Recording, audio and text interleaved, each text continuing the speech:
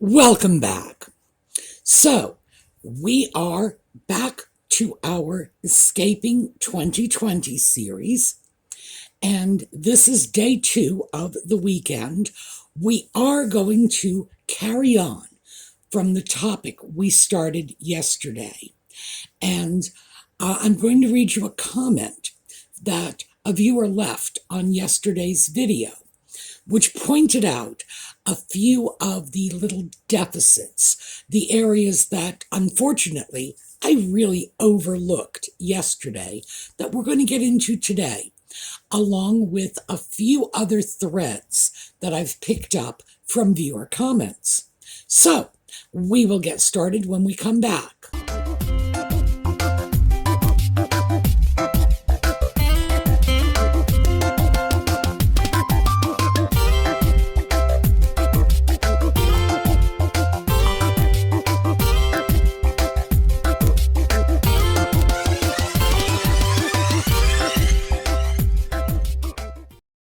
So to start us off, I'm going to read that viewer's comment to you.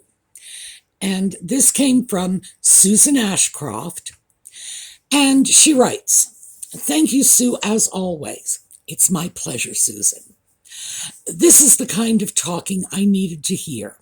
Prior to 2020, I was a carer to family members who have sadly passed away. Prior to that, I spent many years in full-time work and had a wardrobe that was fitting for that time. During my time caring, which I don't regret one bit, I sort of lost my identity along the way.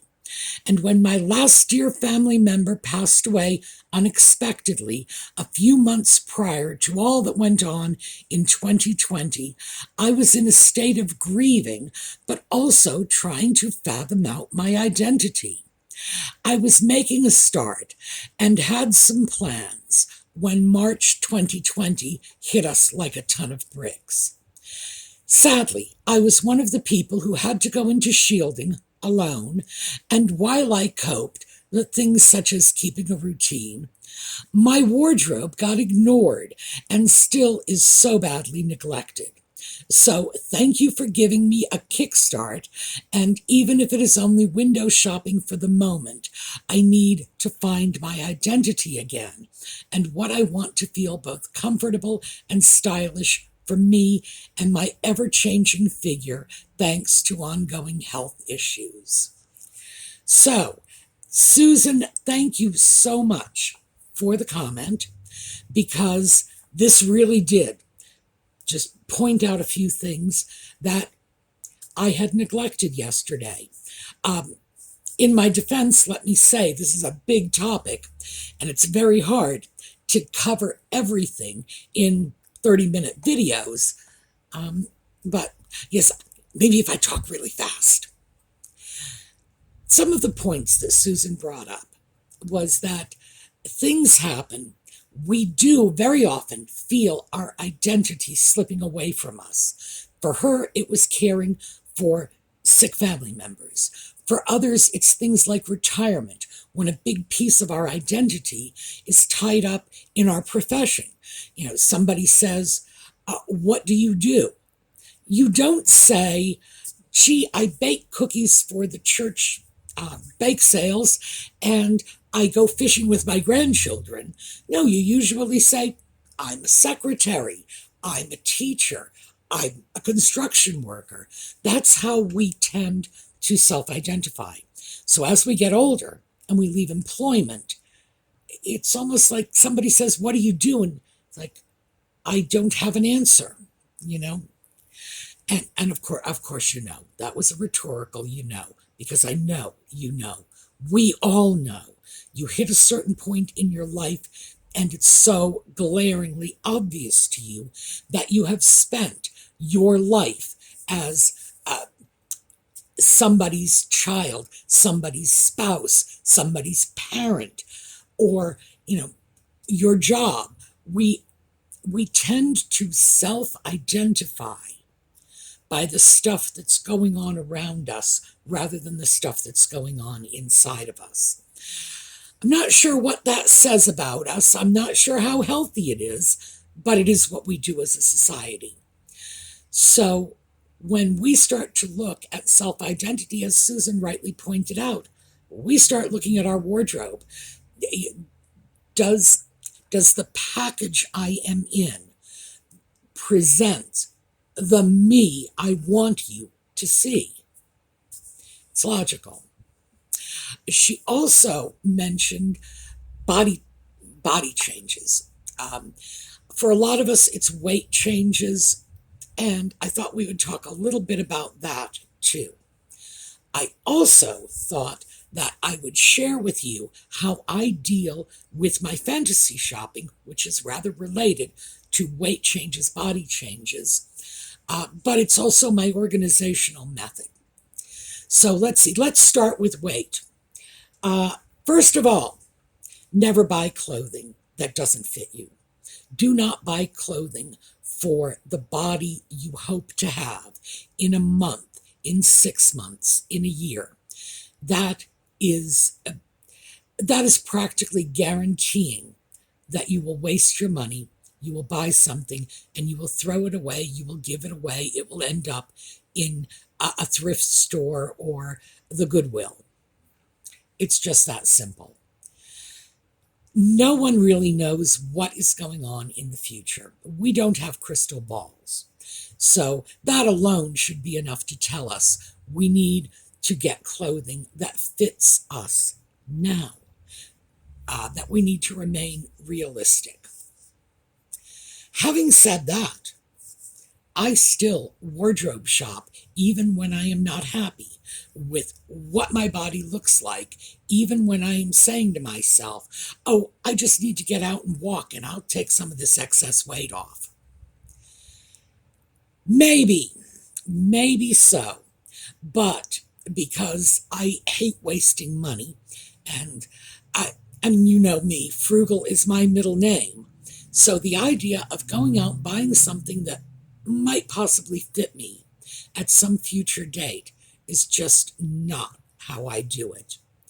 When I started taking a look at my fantasy shopping, realizing that in fact there would be some purchases that would be necessary. The reason they're going to be necessary is for my mental health, because I am not going to be looking at things day in, day out, saying, ooh, I like, and never allowing myself to buy anything. And that's my idea of torture. But what I can do is I can buy things that are in no way dependent upon my dress size. So for me, the categories are shoes, handbags, and scarves. It embarrasses me to admit it. By the way, that's one of the reasons I wore this. Many of you might recall that a couple of weeks ago, I got this from one of our viewers, and I unboxed it on a video. I love scarves. I love shawls, and I have far too many of them. I have to admit that. I have a lot of them. I have everything from Chanel and Versace to scarves I have picked up at the dollar store simply because I thought they were cute and would look great with something I had in my wardrobe. And yeah, the Chanel scarf and the $1 Dollar Tree scarf are sitting right next to each other. And the scary thing is, I usually grab that Dollar Tree scarf first. But having said that, that is an area where I will shop, where you can shop. If you are a size 2 or a size 702, you can still wear a scarf. You don't have to suddenly go out and get a bigger scarf, because the scarf you are buying when you are a size 2 is probably going to be a good 36 inches. And that's definitely going to go around your neck, even when you move into the Jabba the Hutt realm. Seriously, scarves are safe buys always.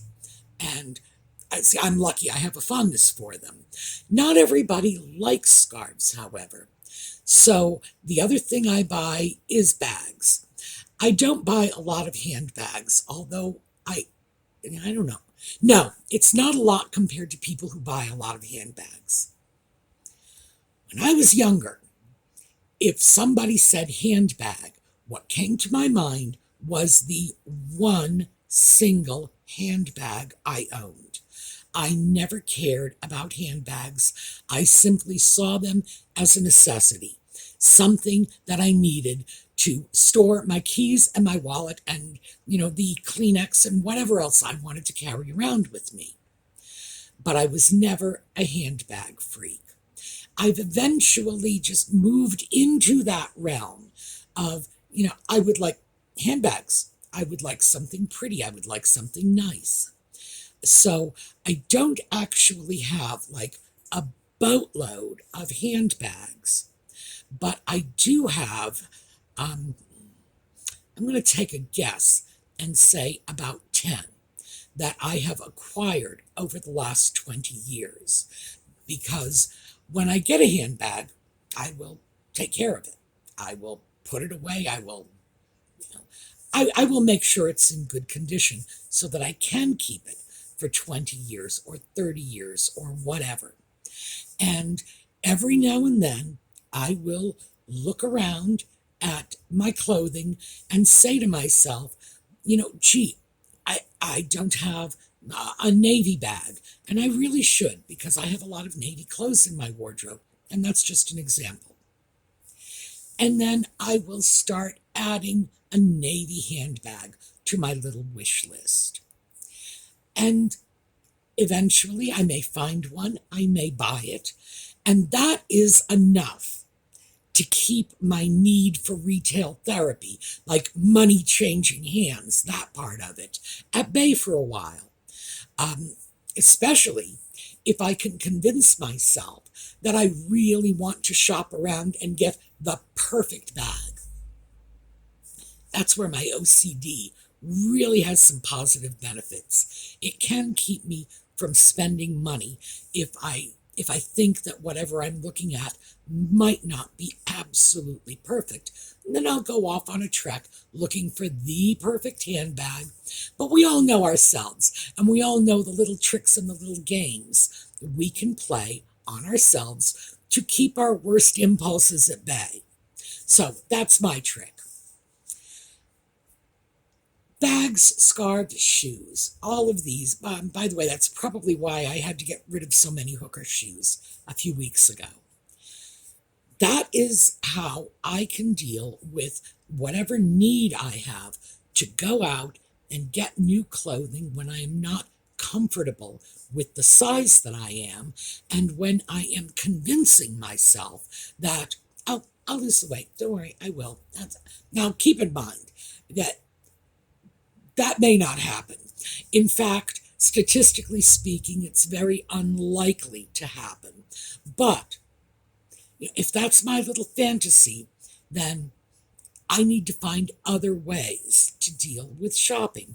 And sooner or later, reality will bore a hole in my head, and I will say, well, if I don't start buying clothes for the size I am, I'm just not going to have anything to wear. So let me just give you a couple of exceptions to the buy the size you are rule.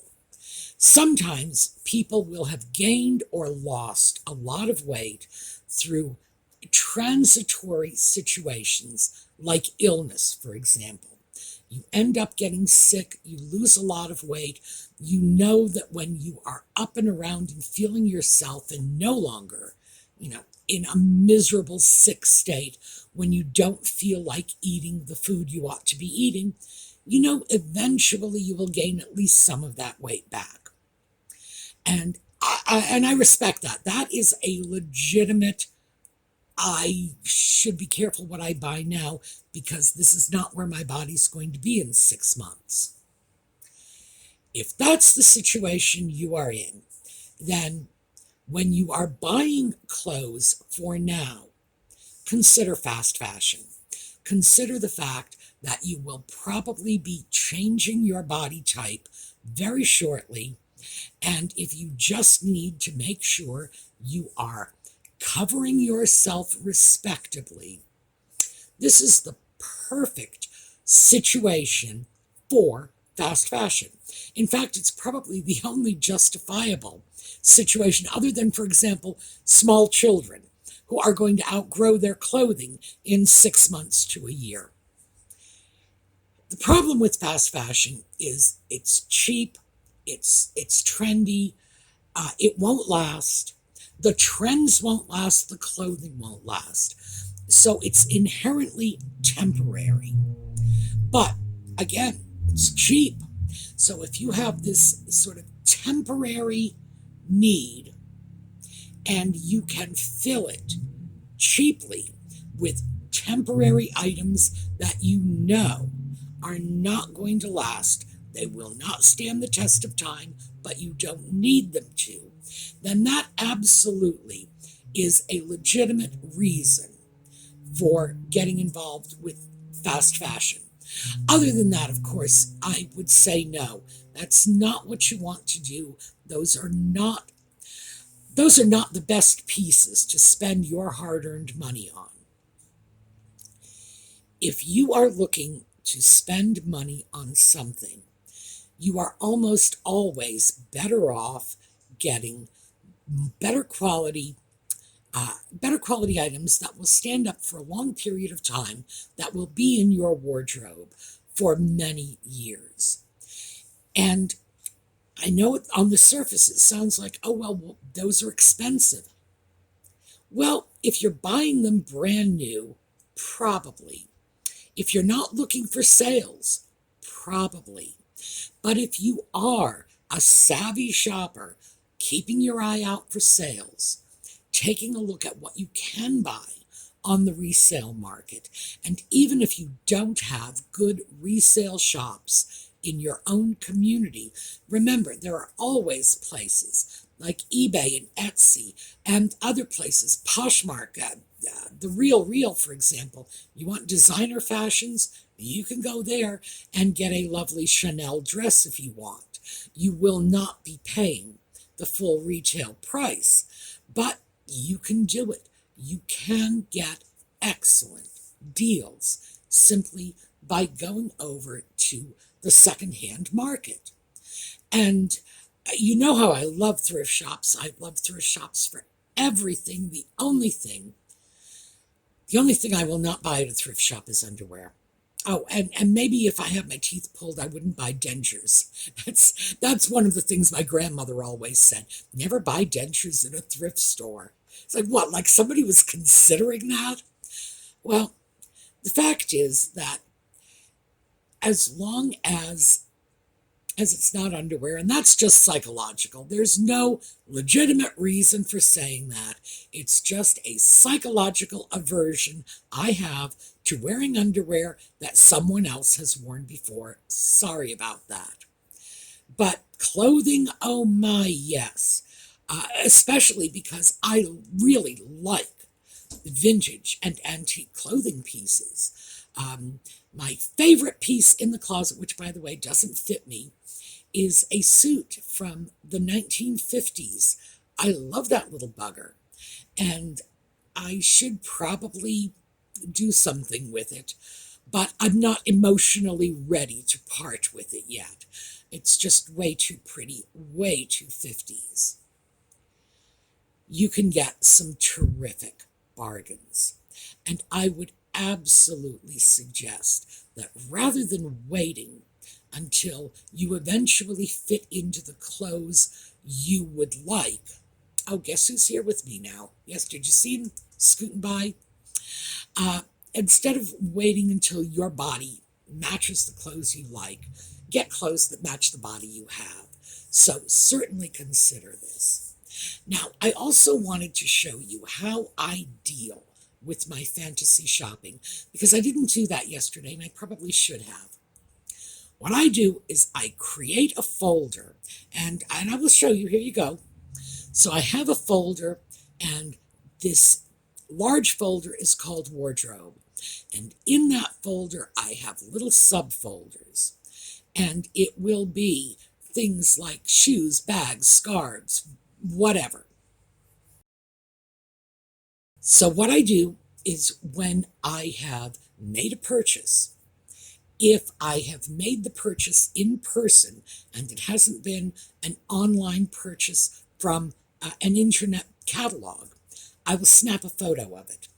And then I throw that photo onto my computer, and from there it goes into the appropriate folder. If it was an online purchase, and let me give you an example, I will just take the catalog photo of the item and throw that in instead. And that way I have a record of everything I own. Because these are folders, I can transfer it over to my phone if I want. Some people would probably go straight to their phone rather than their computer, but I'm more comfortable working on a computer rather than my phone. But then I can take it out into the community with me. If I go to a store, I have everything I own in one of those folders. All I have to do is access the proper folder. I also have my wish list folder in there. And that's where I put everything I have seen that I want. And what I do with my wish list, and this is what helps me, it keeps me from making stupid mistakes. And I'm going to give you a really good concrete example of that, and that is this sweater. I had been looking for a nice wool sweater. I had been doing this, I guess it was about 2 months ago. And I did, in fact, get a nice wool sweater. This is the sweater I purchased, but I found another piece while I was out looking. It was not what I was looking for, so I threw it in my wish list folder. And the reason I threw it in there was because I kept going back to that sweater again and again. Now, as the weeks wore on, I guess it was about week 5, and that's usual for me. 5 weeks, that is my cycle. If something stays in my wish list folder more than 5 weeks, I'm probably serious about it. If I'm not serious about it, by week 5, it will fall out of the folder. I will look at it and say, no, I don't know why I was attracted to it, but it was just a momentary thing. I saw it. It looked nice in the catalog. Maybe it had something to do with the other purchase that I made. Maybe it had to do with something that was going on for me at that particular moment. But I'm not interested. So this sweater is going out of my wish list. It's a beautiful sweater. It really is. But the fact is, it was an impulse non-buy. The reason it was a non-buy is because it went into my wish list. If I didn't have that wish list folder, I probably would have purchased the sweater, and I believe the sweater is $110. Oh, by the way, when I put the pictures in, I put everything in there, where I saw it, what the price is, and any other notes. And that will be the title of the photograph. Sometimes my titles just go on and on and on. If I had not had the wish list, I probably would have purchased the sweater for $110, and I would now have $110 worth of sweater that, even though I really liked it when I saw it 6 weeks ago, I just don't really think it's going to work in my wardrobe. I really don't think I want this piece. I thought I did, but it was just a passing fancy. Unfortunately for me, because I don't know, I'm screw loose, I guess. For me, it takes about 5 weeks for the fancy to pass. Other people, much less. And if you work with this system, create your own wish list folder, you'll probably figure out the same thing I did. I figured mine out over time. That just about at 5 weeks, that's the point where the magic wears off. and I look at things realistically and say, do I really want this? Would I have wanted this 10 years ago? Will I want it 10 years from now? What was it about this that made me think I had to have it? Well, with this sweater, I know what it is. It was that two-tone blue and the asymmetrical collar and the really pretty Aran pattern on it. And I just got caught up in the moment. It's also possible, this happens to me, I'm sure it happens to other people as well, that while I was looking for sweaters, looking for the sweater I wanted, and remember, this is the sweater I wanted, this is the one I bought, I was seeing nothing but off-white cardigans, and happened upon a blue sweater.